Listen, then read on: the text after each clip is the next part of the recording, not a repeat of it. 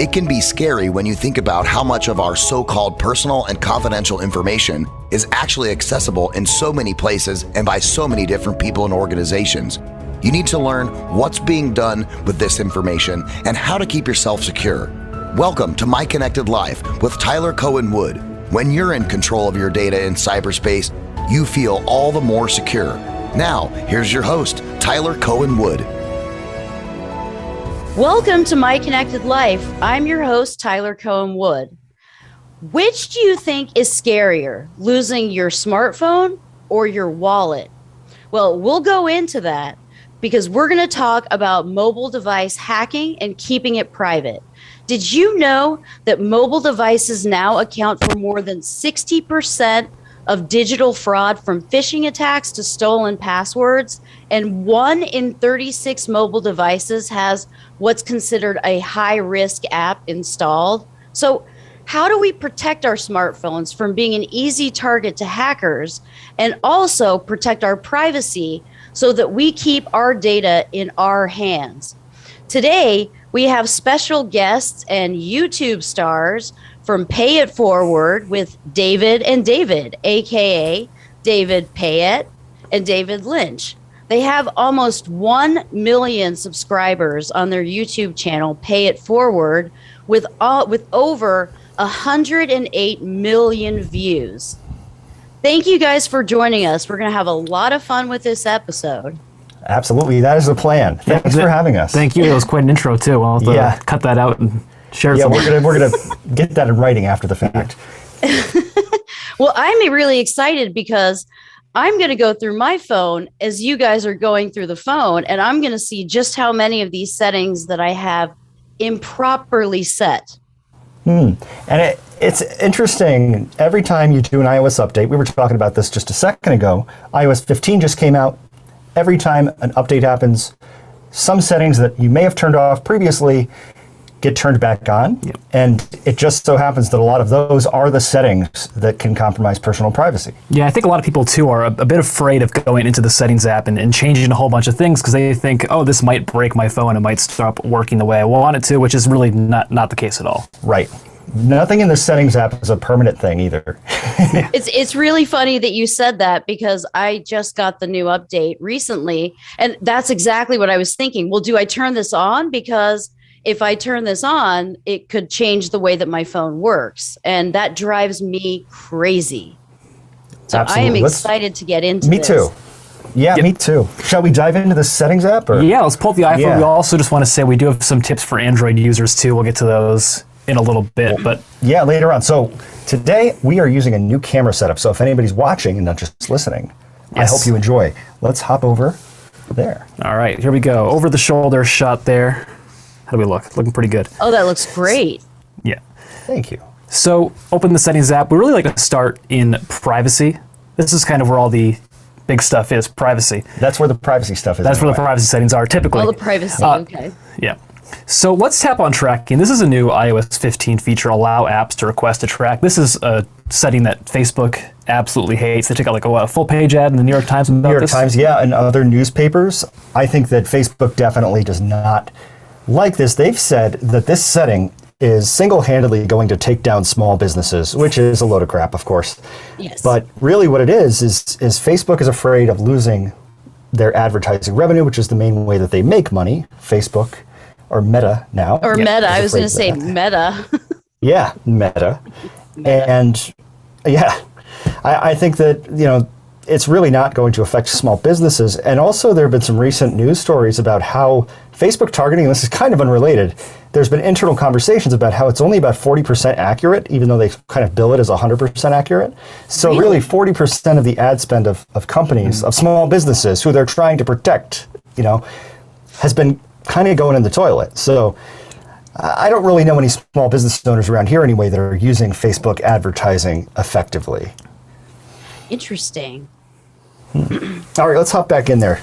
Allow apps to request a track. So when this switches on, apps can ask if they can track you across multiple apps and other websites. They're going to pop up first thing you see when you open the app, can we track you? Mm-hmm. And I think a lot of people make the mistake, they just want to use their apps. They tap sure, yes, allow, and they just blow right through it, and they don't realize that they've turned on tracking for these apps. So right now I've got this on for the demonstration of this video. I typically just turn the switch at the top of the screen off, but maybe there's an app that you want to... Dude, I don't know who actually is going to want to allow apps to request to track, I don't either. except for Mark Zuckerberg. Yeah. Well, I mean, you know, right, because tracking is giving information to whoever owns that app, all kinds of information about you, your device, and man, they can put together profiles on people very easily. In fact, I think just based on the profiles and the information collected, they may very well know you better than you know you.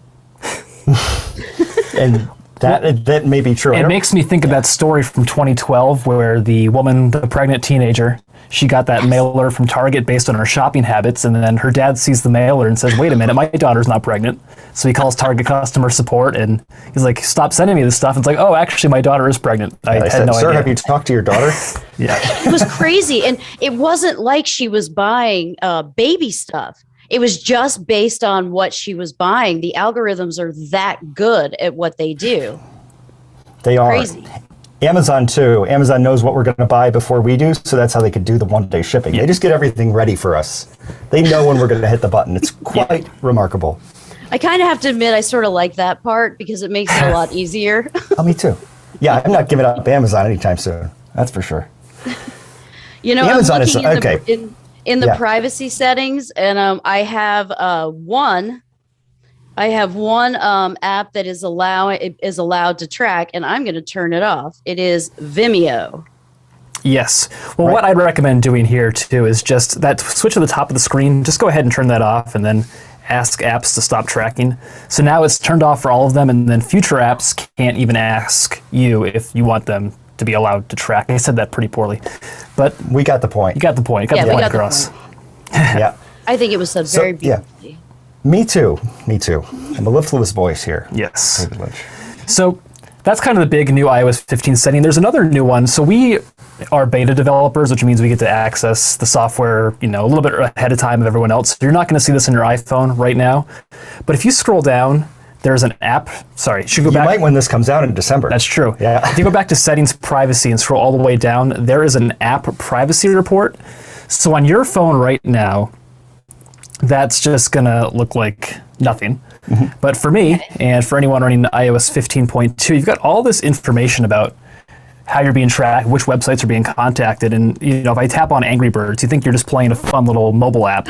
Right. But there's a lot of domains being contacted here, a lot of advertising domains, and it's crazy. Yeah, that is really remarkable. I'm just looking over David's shoulder. That's a lot. It really is. It's amazing how much these apps are collecting data like through analytics providers. So that kind of makes sense. People want to know, okay, how fast is my app? So we're talking about New Relic people might see for app performance. Google Analytics, used by everybody. And then you get into the targeting stuff and the ad stuff. And what I've seen is that most of these sources are actually for advertising and tracking. And so all these ad companies are kind of in cahoots with Facebook and Google at the top of the food chain. And then they all kind of share this tracking data. So your data might be going to 20 different places. We've known about this for websites for a very long time. It's really not that hard to find that piece.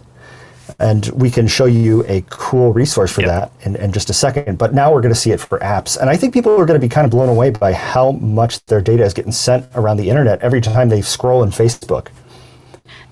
Exactly. And exactly what data, because there's a way to determine based on what you don't say and what you don't like, what your political leanings are, your hobbies, who your best friends are, where you are at any given time, who you're with, what you're likely to have for dinner Saturday night. I mean, it's just insane. Yeah. I mean, they have teams and rooms full of very smart people whose job it is to profile us, because there was that The Social Network documentary on Netflix recently, and I liked one quote from it. It said, if you don't know what the product is, you're the product. We are the product for Facebook, and Facebook is selling us. Yes. So Facebook is one of those things. I mean, what you just mentioned about what they're measuring, I think a lot of people think that Facebook is only measuring likes, is only measuring shares. But that's not the case at all. Facebook is measuring everything. It's measuring how long you're looking at a post, whether you clicked on a post, which ones you scroll past. It's all that passive data, all those observations that it's making. Yes. Because I think people can look at it as if Facebook is a person who's always looking over your shoulder. They're just that person and so everything you do, if you're looking over somebody's shoulder, looking at what they're doing on their phone, you can learn some stuff about them. And yes. These Facebook algorithms are just as smart as a smart person doing that. So don't think that there isn't anybody watching. There is. Yeah, there is. And it's also information like EXIF data, which is metadata about the camera that took the picture, including the exact geographic location of where that was taken. I mean, the amount of information, the device that you're using, where you are at any given time, it's really quite astounding. Yes, and whenever a company steps in to block this type of tracking, because like at first it's always just a free, what do they call it, like open season for when this technology comes out, they just give away all the data. But then they start paring it down. So then, for instance, instead of Apple exposing the precise model of the iPhone, now people can figure out what the model is based on the screen size, based on the resolution, because they can always read all of that data based on the sites that you're looking at, how big the window is. Same deal with apps. There's just so much data. And I think my favorite example of a way that Facebook can really take advantage of somebody and track them, in spite of their best wishes, is the accelerometer on the phone. So the phone has an accelerometer built in, which measures vibrations and vibrations and motion, and it's incredibly precise. So all this data as you're using Facebook is going to Facebook. It doesn't matter if you have GPS off, everything off. The accelerometer is not a protected sensor on the iPhone. So any app can access it all the time. So Facebook is paying attention to this, and Facebook wants to know where you're going. Well, somebody else with GPS that has Facebook that does have it turned on is sitting next to you on the bus. And you're both in the same bus. So Facebook can say, okay, this person's accelerometer data is exactly the same as this person's accelerometer data. And I know that they're both in the same geographical location based on their friends and stuff. So we can just match that up. We know that they're on the same bus. We know where they're going. Wow. It really is. It's pretty amazing. I mean, if you're in a car with somebody and one person has this GPS turned on, Facebook knows where you are. I think that's going to be a new setting in an upcoming iOS update where we're actually going to have some control over who can access our accelerometer data. I think it's kind of crazy that it's gone on this long and we've had no control over who can use it. Yep. I certainly hope so. Is that I know before COVID, Uber had taken out a patent to calibrate the phone, and based on how you type and how you walk, use that to determine if you're intoxicated or not, or if you're always intoxicated. I guess it would tell when you're not intoxicated. I don't know what the status of that is, but I'm assuming that's kind of how they're doing it. But it's amazing just how much information is in these phones. It's crazy. Sure. Yeah, I mean, you can even think of, exactly what you just said. So there's another thing they can measure is tapping on the screen. Every tap is an event in programming, and every tap can be measured. And if taps are erratic, or if they're able to establish a pattern of your typing based on what happens during the day, and then a pattern of your typing after you come out of the club at night, it'd be very easy for a developer to build some algorithm to track whether or not you've had a few drinks. Or absolutely. Or, even if someone else is using your phone, because people have a vocabulary of about 12 to 15,000 words. So if suddenly you're using different words, or if you're using, when I text, I don't use punctuation. I put everything in abbreviations, but someone like my husband, he always uses perfect punctuation. So if someone else were to be looking at, what was being typed, they would know that that's probably not me, or at least I'm sure there are algorithms that could pretty well make that assumption. Yeah, there are. Let's look at some more of these settings. Sure. So if we go back to the main privacy page in the Settings app, Here you'll see a whole bunch of native iOS apps, contacts, calendars, reminders, photos, etc. And if you just tap on one of these are all the apps that can access that certain thing. So if I tapped on photos, for example, these are all the apps that have access to all the photos on my iPhone. Right. Now, do I want an app like Facebook to have access to all the photos on my iPhone? Probably not. Probably not. Typically what happens is, you want to upload a photo from your phone to Facebook. They ask for access.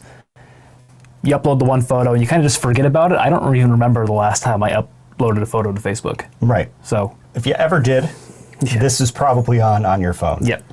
So if you just tap on Facebook, for example, you could do selected photos, then only That's ones. That's new too. Yeah. So if maybe you just want to upload a couple new. photos, just set it to selected photos, or you could also just set it to none. Facebook can never access my photos. Yeah, and then you can always re-enable it if you need to. Yeah. And one of the things, it's nice that they're getting more granular with this setting, so that Facebook, because it used to be that you could either give permission for for an app to access all of your photos or not. Yep. All of your photos. And then you couldn't use it. Right. And so all of your photos then could be, uploading in the background. It's and that's where TikTok got in trouble. It was actually it's actually very different. It's not anything like that. But TikTok also got in trouble for a setting that was the copy and paste setting. So like TikTok, whenever somebody opened the app, would send whatever had been copied to someone's clipboard to goodness. TikTok servers. And anything. So if you've ever copied a password to paste it into another app, TikTok was getting that password.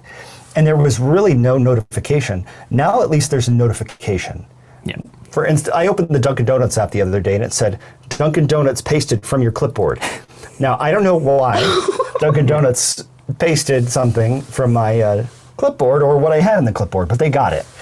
So it's actually important, I think, for people not to copy and paste passwords. Things like iCloud Keychain are generally okay. Mm-hmm. But if you're copying something to the clipboard, using that copy function, every app that you go into may have access to that.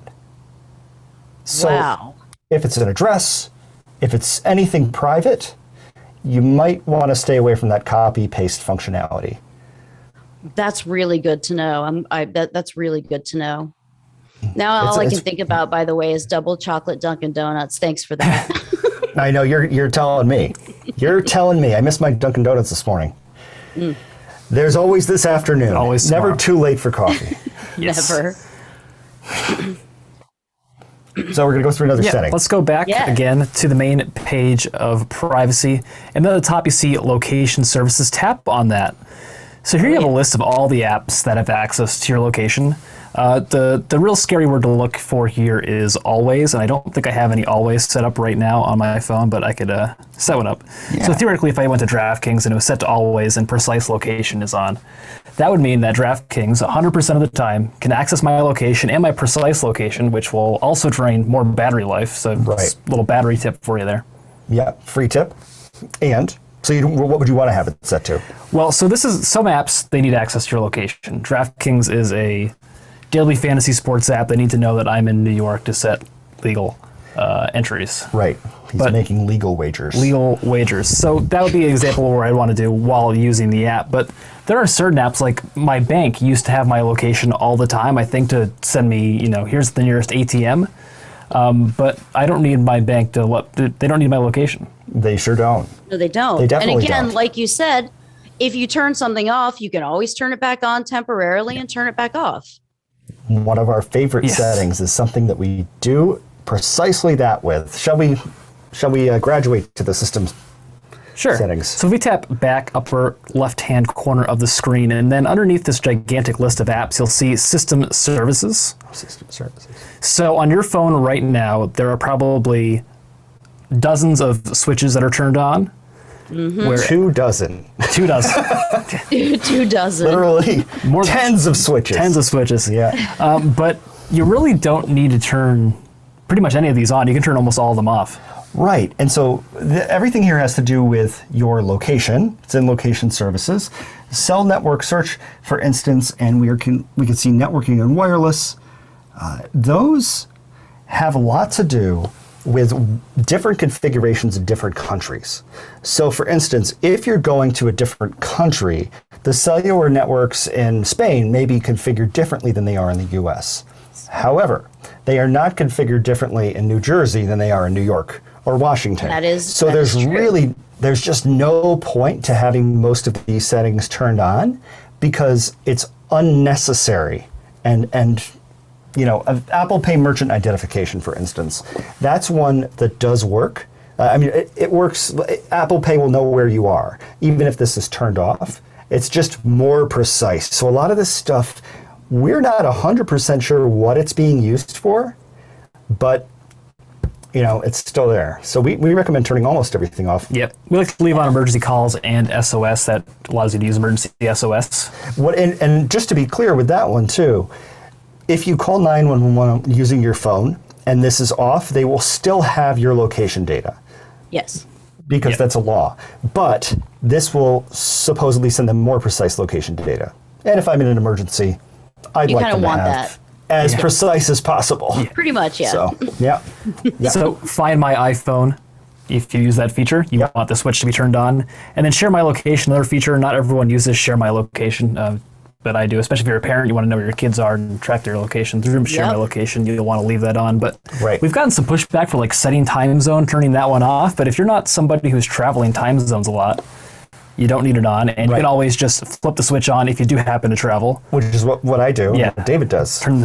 We land in a different time zone, we flip the switch, and then we turn it off. And really, in that case, for me, it's about battery life. Because for whatever reason, setting time zone is like checking a whole lot. And location services, I think, is the number one opportunity for people to make up battery life if their phones have been dying faster. So we're talking about privacy, but a lot of these features, we're turning off certain features that are unnecessary on the iPhone, so it has that added benefit of increasing battery life. Wow, that's great. I love what you said also about that always is probably a setting that you never want. Never. I can't think of an instance. No. Even stuff like, Google Maps. I don't need Google Maps to know where I am when I'm sitting at home texting somebody at night. I only want them to know and they say, okay, we want to be able to give you the best service possible by identifying where your home is. And so we're just going to keep track of you everywhere you go. And we're going to just, use it to give you a tailored, customized experience. And as soon as they start talking tailored, customized to you, I start thinking advertising. I start thinking that they can sell my location data and then sell it to local businesses probably, or bigger businesses that can then target me. Yes, absolutely. And know who you're with, who you're around. I mean, it's interesting. I think that people would be surprised if we looked at, this is a quick little diversion, we can come back here. If we looked at this website called builtwith.com, we have it pulled up right here on David's computer. And this is a website that will tell you specifically what technologies are running in the background of websites that you visit all the time. So it's kind of like a web version of a tracking report. Shall we pick a website? Give me a website. How about ESPN? ESPN.com. We have not tested this, so maybe they're doing great. So if we scroll down a little bit, Adobe Test and Target, Site Marketing Cloud. So they're using Adobe products. And then Dynamic Tag Management, Adobe Analytics, Gravity Insights, DoubleClick Floodlight. As soon as you see DoubleClick, that's Google Advertising. ComScore is another first-party or third-party cookie tracking software that keeps track of specifically who you are. Facebook Domain Insights is Facebook Advertising. Nielsen. Moat, Google Conversion Tracking, Facebook Pixels, they can track who you are. New Relic is we could just go on and on. This is on and on. You see, this is unbelievable. AOL, reseller, these are all, look at this. They're all ad networks. They're all ad networks here, Yeah. So you load one web page and all of your data just went to all of these places. Right. It's just remarkable how much, because advertisers, of course, website owners, they want to make as much money as possible, and that makes sense. But at the same time, this is why websites are slowing down. For the record, like, you're on your phone and a website that used to load quickly isn't loading.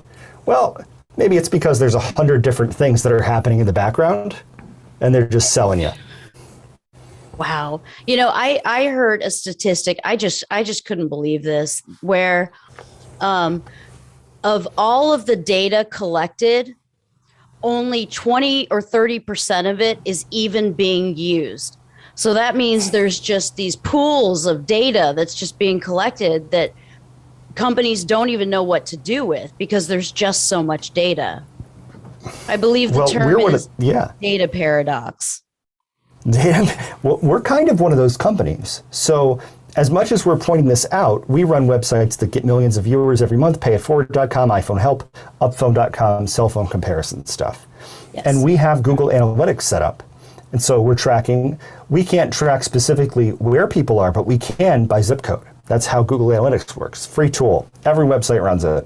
Yep. We also run something called Quantcast. This is not data that we ever take the time to look at because we're kind of too small of a team to be able to look this closely at something. We're like more broad strokes right now in our development. But Quantcast can show you specifically what the people on your website are interested in based on their behavior across other websites. And this is a free tool. So we can tell that our people are more interested in Volkswagens than they are in BMWs and political leanings. And we can tell this at a macro level because all these tools that website owners can use are available for free sort of in the macro level. But then as soon as you want to start seeing specifically what individuals like, then you're paying $50,000 a month for Google Analytics 360. So yeah, it has to, I mean, these are just things that we kind of have as a matter of course, but speaking to your point about these giant data lakes, we certainly have one, but we don't do anything with it. It's just something that, but, you know, God knows if Google is. Because Google is probably also tracking the people on our website. It's just as a small business, as a website owner, we have to make money, and it's part of the game. Can't make money without it. Yeah, so you have to utilize the tools, and you know the tools are being utilized when you go to a site, but you have to accept some sort of giving up privacy to be able to use those sites. But, you know, making some of these changes on your smartphone or even on your computer help protect you just a little bit more and help you to be less of a target. Because even if you're using browsers that that are incognito, there's still ways of determining who you are, such as OS fingerprinting or even browser fingerprinting, where you have specific configurations set up on your browser that is a determination that is you is pretty easily made because that configuration is specific to you. Yes, and there are certain, like privacy.net has a analyzer that people can run to see specifically all this data that the companies can use, that can see about you every time you visit a website on any device. And it's pretty amazing. And then all it takes is some smart people to figure out these correlations between, okay, yeah, this every iPhone 11 user has this screen size and they're running this version of Safari. And so then we can put them all into a bucket. Yep. And I think that a lot of the things that we're talking about here, there's always going to be some level of knowing who's on a website. Because it's kind of, whenever somebody goes to a website, it's like they're visiting the post, or they're getting mail like from the post office. So like you send a request to a server, and then the server has to know where to send it back to. So it has to be able to route it back to you, to your computer. And that involves addresses. You could use VPNs to put a middleman in there and obscure all of that. And I think that you probably know a lot more about this than I do with your background, don't you? Well, yeah, I have an interesting DoD spooky intelligence background. Yeah. But, you know, there are plugins. I know that Chrome has a plugin that will change what your browser looks like. So every time it appears as if you're someone new or something else. That's smart. Very smart. Maybe we should drop a link to that. Yeah. In your podcast. Yeah, that's a great idea. Yeah, I like to. Sometimes we try to like drop a link. It's very helpful. We'll also drop a link to the builtwith.com thing if we can. Yep. Not to take over your link section, but there's some cool little fun resources that can really be kind of eye-opening. I just imagine somebody's looking over my shoulder as I'm surfing the web. I like that. I like that analogy a lot. And now we've also got software like Hotjar, which is a tool that website owners can use to specifically see where you're moving your mouse and what you're clicking on and how long and Microsoft Clarity is a new one that just came out.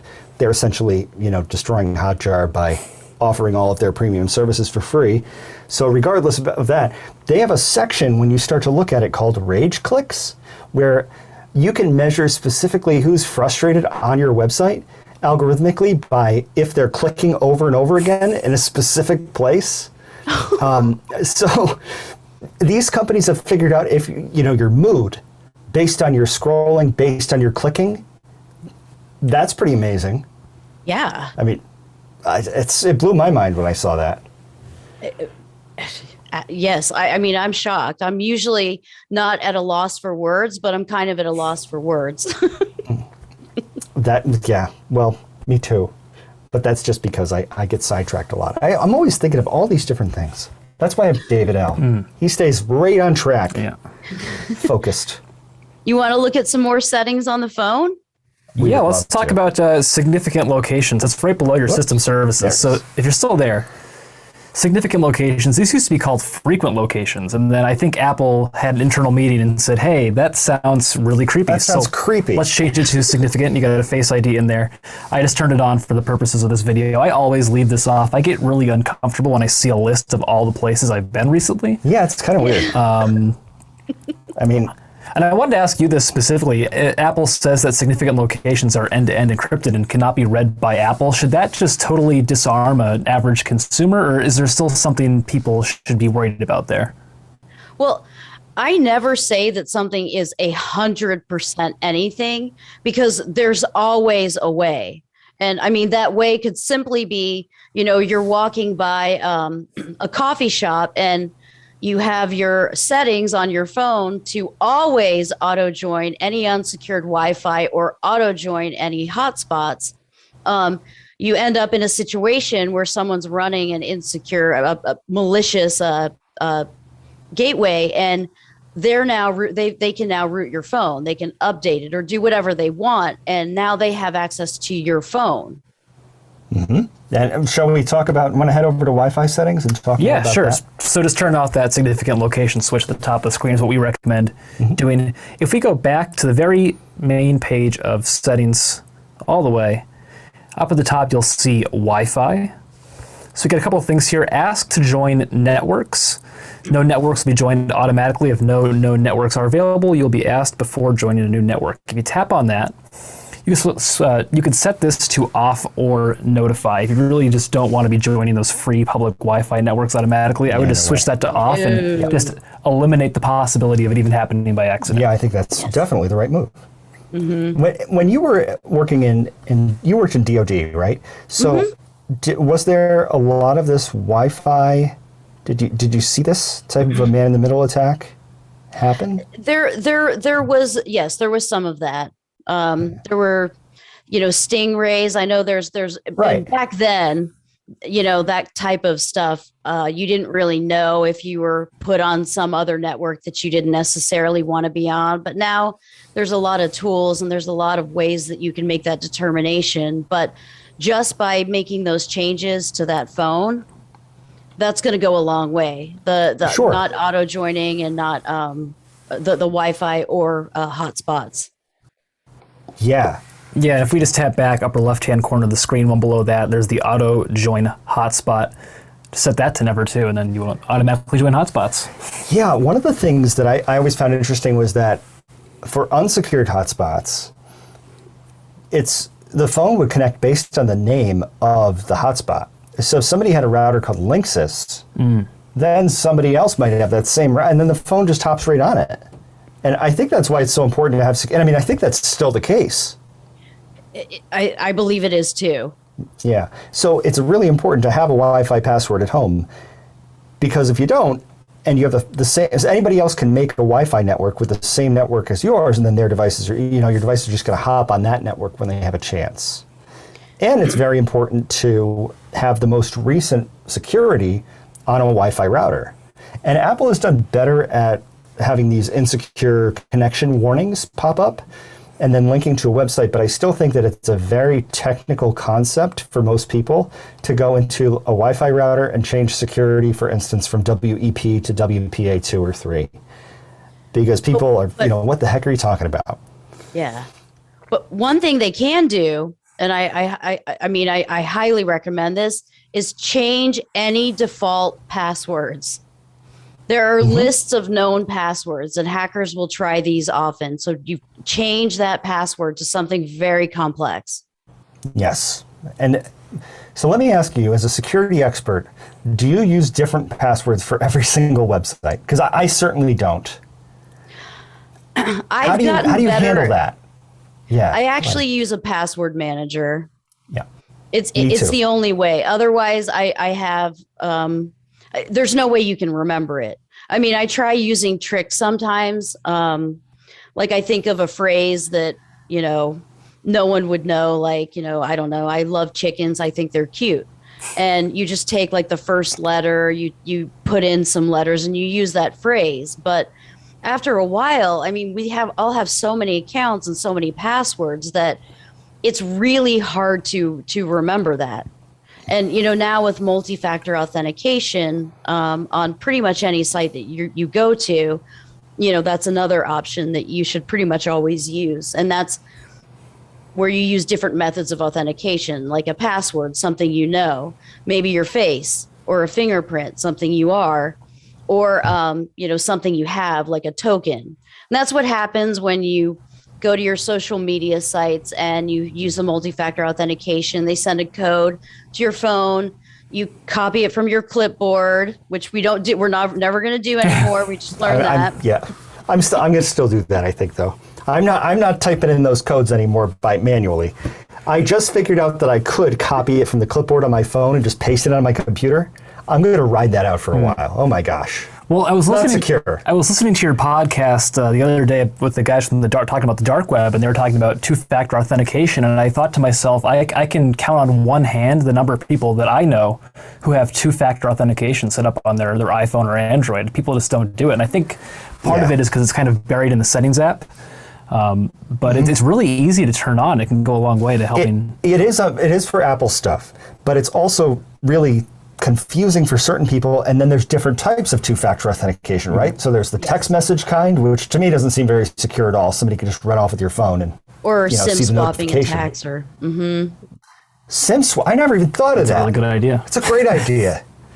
This whole thing. I never thought about that. Yeah. That's a great idea. Jeez. So anyway, let me get my notebook out. Start thinking. How else can I hack into my friends' phones, Tyler? That's good. Yeah. We'll talk after. Okay, perfect. That's perfect, because I got some people. I just that's an amazing. Yeah. So you must know all the tricks. What were we talking about? Two-factor. Two-factor. So two-factor. I don't think the text messaging is a good idea because of the SIM swapping, and it sounds like the worst video game ever. Like The Sims, and you're swapping. Oh, gotcha. It's great. Yeah. Okay. So I don't think that is very secure. So then we've got all these other authenticator apps. Like I use one called Authy, which is AUTHY, and I have maybe 10 different websites in it where I have to type in a 6-digit code or whatever. And it's kind of a pain in the butt, but I'd rather have that on. I think that is the most concerning piece of running the business that we run, is for me, something getting hacked. Yes. It is the number one concern, because if, the amount of, even with backups, for instance, with YouTube, they're not very good at letting you make a backup at all. If you delete a video, you delete the video, period. I'm sure that there are ways, that they make exceptions in certain cases, but the amount of damage somebody could do by just getting access and changing a few things is remarkable. I mean, we have backups of websites and stuff, but still it would be a massive undertaking to figure out when it happened and roll it all back and wipe everything. Yeah. A question that I get all the time is, and this is something that's very important to me too, and that's keeping our kids safe when they're online. David, you had mentioned you have kids. How would you set up the? No? Neither of us do have kids, but it was an example about the share my location. Sorry, I don't have any kids. I'm sorry too, because they'd be really something special. Okay, Well, so guess what? We have an announcement. Yeah, it's good. What are like the top 3 things that you would really recommend to parents when they're setting up their child's first phone? Yeah, well, screen time and restrictions give parents a lot of control over what their kids can actually do. Let's dive in there. So settings on your iPhone, and then to screen time. Screen time. Boom. Yeah, let's go a little faster so nobody can see what. Well, we're you got to turn it off first. Okay. So if you go to so this is how this is what happens when the podcast is long enough. My personality starts to leak out. Right. So, for example, if you want your kid only to be able to do 15 minutes of Snapchat, for example, you can come in here, add a limit. I don't have Snapchat on my phone, but you could select an app, and then you get to use it for 15 minutes a day. Add.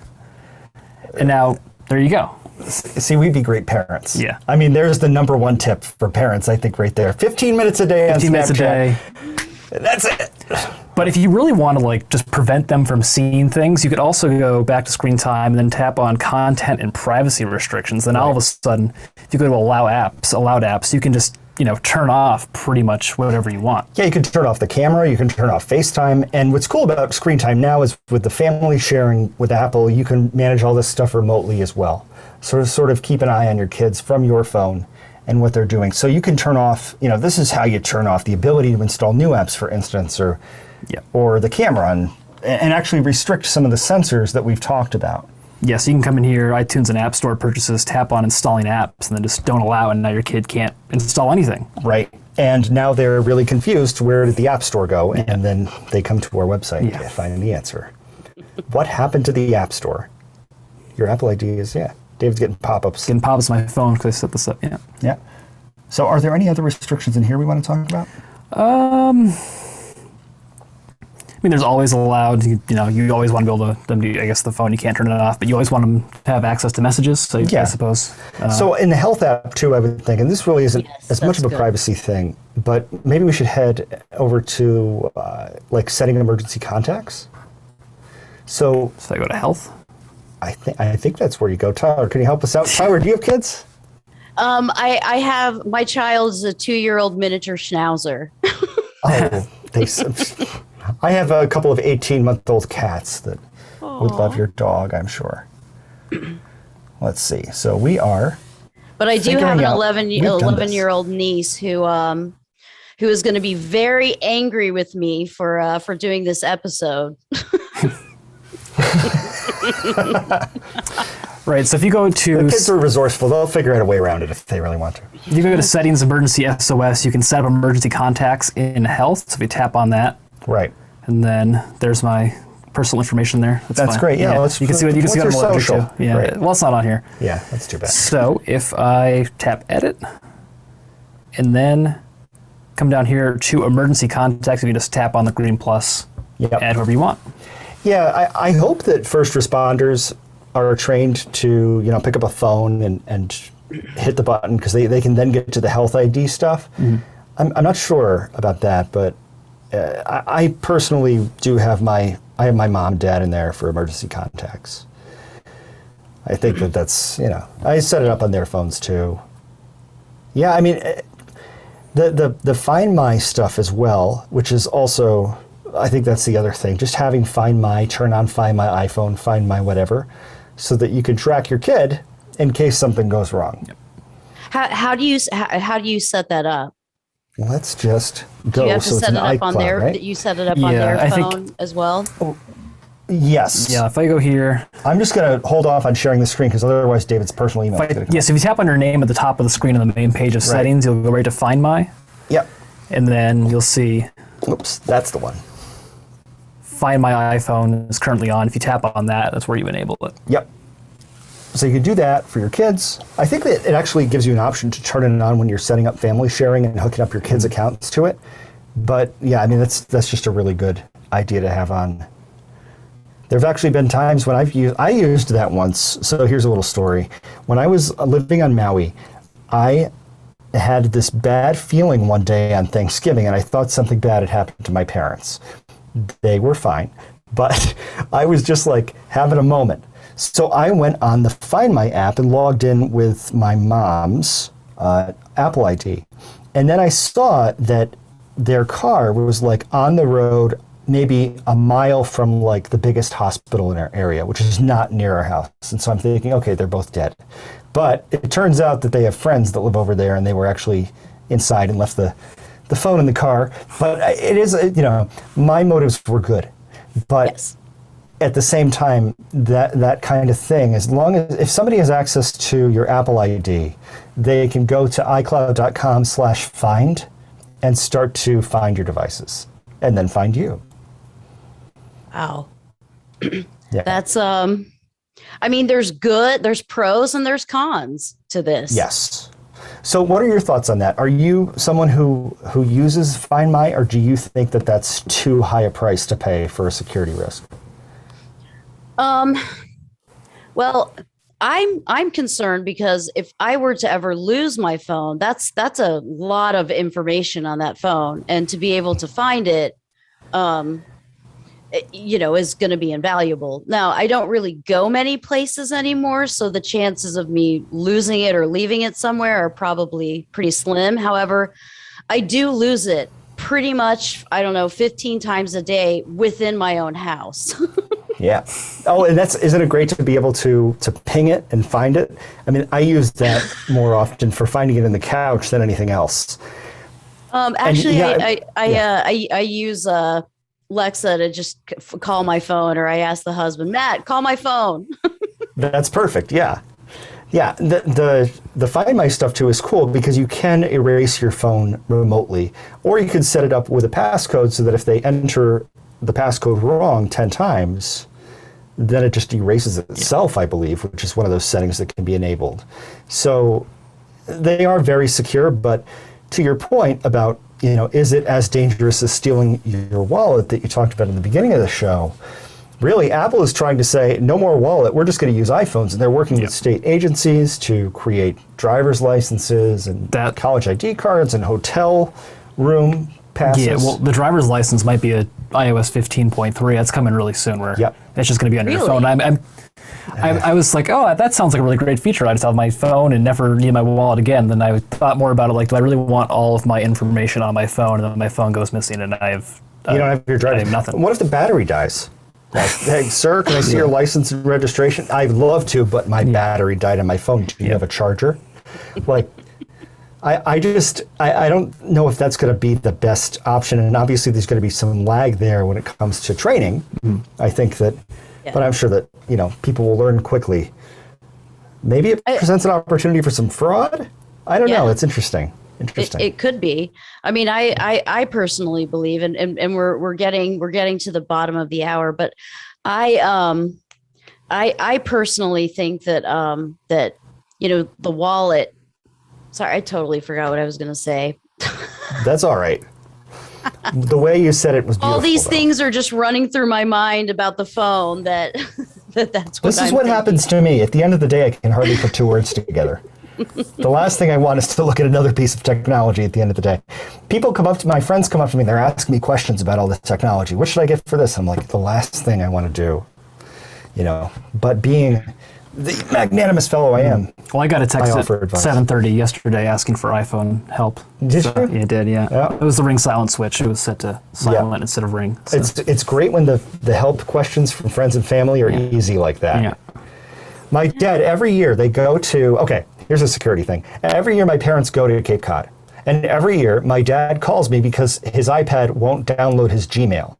Because Google has a thing that realizes, he's at a different location than he usually is. It's probably a fake thing. And then I have to send him a link to the display CAPTCHA unlock page for Google. And then he does it and it works. Is there any way, in your opinion, for me to get my dad to remember that in the future as a professional? Tattoo it on his hand? Yeah. Well, I don't know where they're going to find, space for that with all of his other passwords. You could get a bracelet. Yeah. And Put it on them like that. Yep. Yep. Message. Take the Post-it note off your iPad, Dad. It's Yeah. not security.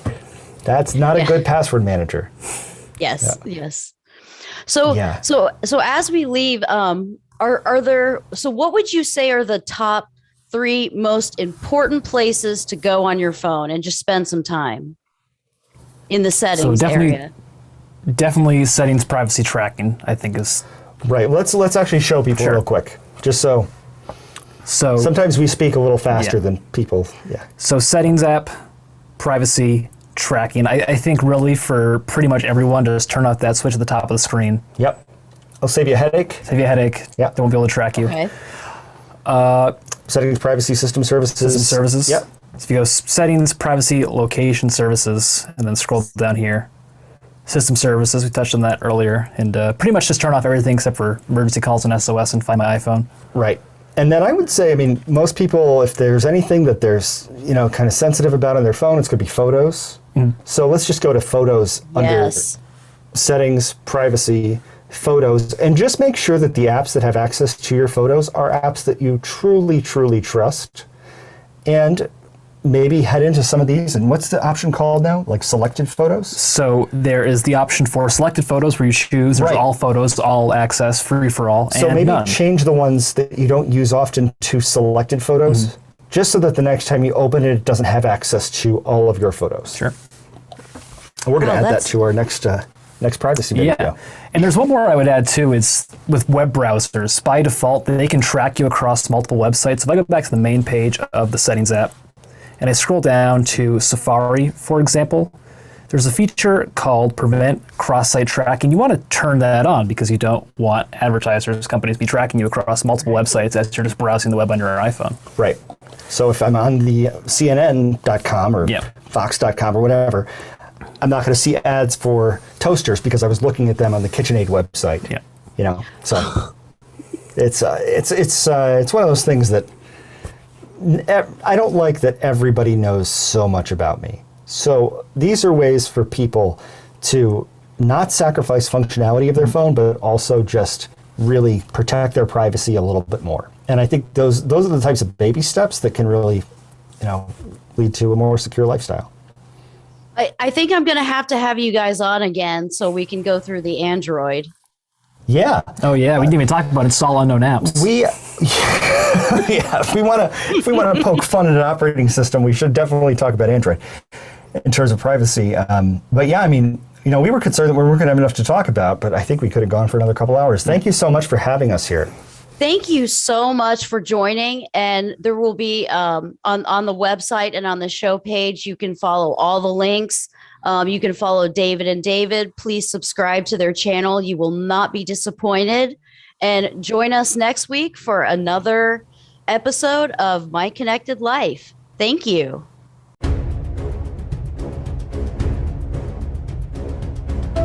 Thank you for tuning in this week to My Connected Life. We have much more for you next Wednesday morning at 11 a.m. Eastern Time, 8 a.m. Pacific on the Voice America Variety Channel. Until our next show, be careful with your data and your life.